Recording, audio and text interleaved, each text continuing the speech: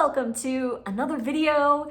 Today's topic, I had somebody on Instagram ask me, Lissa, what do I do when I fall off the wagon, so to speak, when I make a different choice? How do I get back on track? How do I not beat myself up over it? So I want to talk about that topic in this video.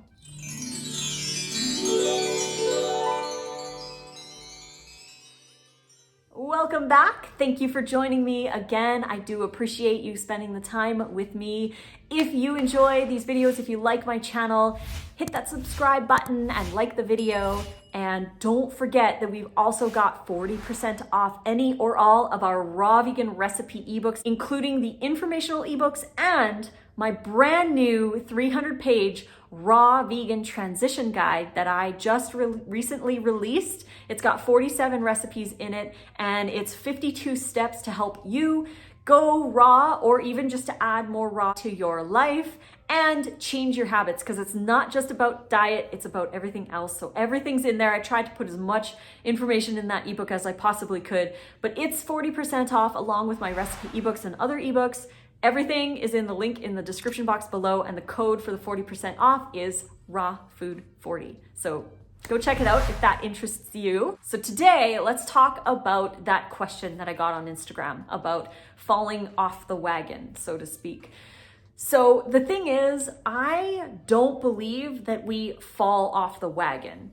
And I don't really like that term because we're not falling off anything. It's just a learning opportunity. It's a chance for us to learn why we made a different choice. So it's not that we are bad or that we can start now feeling guilty about ourselves or regret our decision. Instead, the question is, what are you going to learn from that experience? So if you chose something different, ask yourself why you did. What was the reasoning behind that? What was the circumstance that led you to make that choice? And if you didn't want to make that choice, why didn't you make the other choice of eating the raw food or what have you?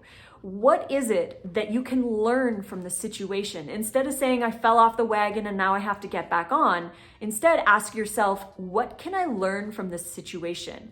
Because if we don't learn from our situations, we're going to constantly repeat them because we're not learning anything. When we learn, we change. So we really have to dig down deep and honestly ask ourselves what it was that made us choose that. And we can't use them as justifications. We can't say, well, but my family was eating that way, or I was driving home from work and I was starving, so I stopped off there. Those are just like justifications for it. Ask yourself why, like really dig down into the root cause of it. If you're driving home from work and you're hungry, the root cause isn't the justification. It's not that you were driving home from work and you were hungry. You have to ask yourself why you were hungry when you were driving home from work. And likely that stems from the fact that you didn't eat enough during the day, or you didn't have something to snack on your way home, and you didn't plan your day appropriately the way you had wanted or envisioned it. So that is what I'm talking about learning about why you made that choice. And maybe if your family is like pressuring you to eat certain things, if you're choosing those things, why are you choosing them? It's not your family, it's you that is choosing it. Your family might be pressure. Being hungry is pressure, but you're the ultimate decider in what you're going to put into your body. So why did you choose that thing that was off your plan just because you had outside factors kind of pushing you to make those other choices? Because you are in complete control. You're the one who decides what goes into your body, and you ultimately can choose something different. But we have to learn from why we choose, and to not put a label on it. Like, don't say I was bad because I chose pizza or whatever. Say I chose pizza and now I want to learn about why I chose the pizza. Why was it that I chose that? Did I not plan enough? Did I go too long without eating? Did I skip meals? Was I under eating all day? Was I stressed out or bored or tired and I used it as a way to cope instead of finding other ways to cope, or other food that would fuel me that align with my goals and my desires.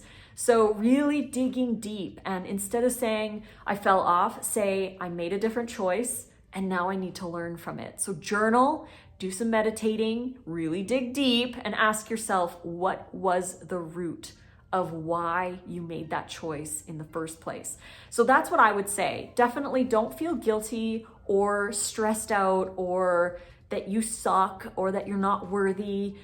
These are all not helpful to the situation, and we need to learn, because if we don't learn, we don't change. Another thing that I've noticed too is that people tend to avoid situations where they might likely make a different choice.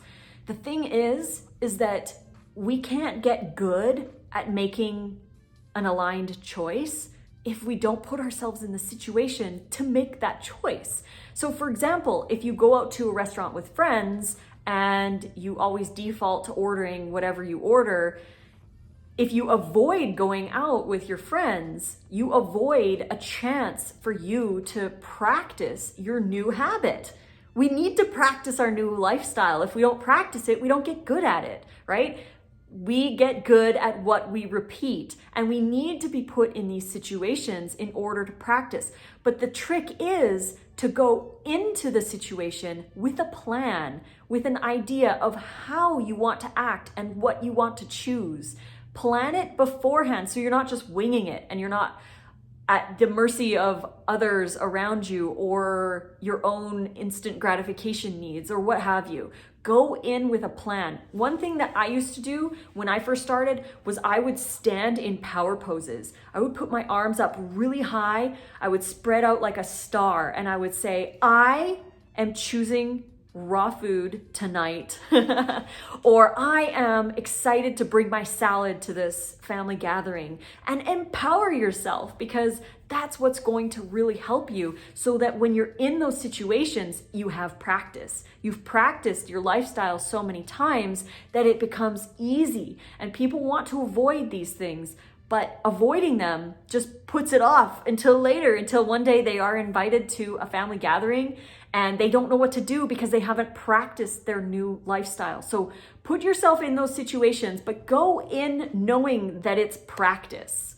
It's time to practice your new choices and get excited about doing that. Take it on as a challenge. Be like, I'm totally gonna do this. I'm so gonna bring my salad and I'm gonna eat this big salad in front of everybody, even though there's this and that and the other thing around. Or I'm so excited to take my lunch to work today because I have snacks and I'm ready to drive home and I'm ready to eat that smoothie or whatever it is before I drive home. So I'm ready and I can face the drive-thrus that are coming at me as I'm driving home. So really, it's about planning and preparing yourself for the event, but not shying away from it, because then we shy away from the opportunity to practice our new habit. So thank you for joining me today for this video. I hope it helps somebody out there.